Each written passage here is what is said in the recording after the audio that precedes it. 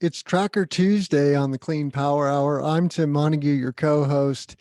It's also day 23 of the Solar 500 Challenge, and we're encouraging our viewers and listeners to please go to cesnrg.com/videos. And at that landing page, you will find all of our solar podcast as well as our Clean Power Hour content. This is what that landing page looks like. I am going to give you a preview of a live single axis tracker project as well at the end of this short video.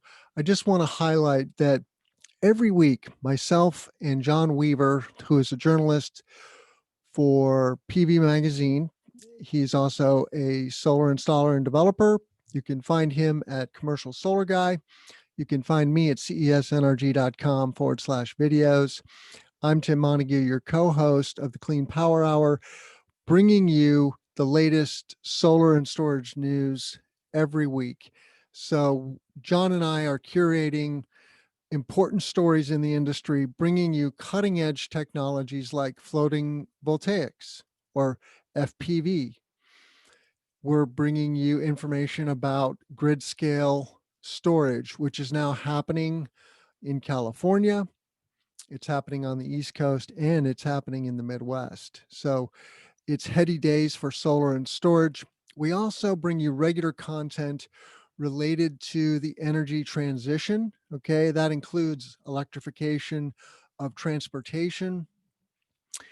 And while I keep explaining the Clean Power Hour, we're going to segue to this lovely video um, of the Parkland College solar array here in Champaign, Illinois. This is a 2 megawatt single axis tracker behind the meter solar project. And behind the meter solar reduces a facility's energy bill.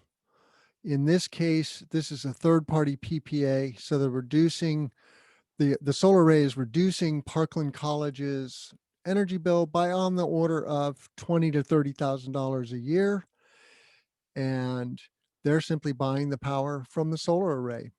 But please do check out the Clean Power Hour at cesnrg.com/videos. And as I like to say,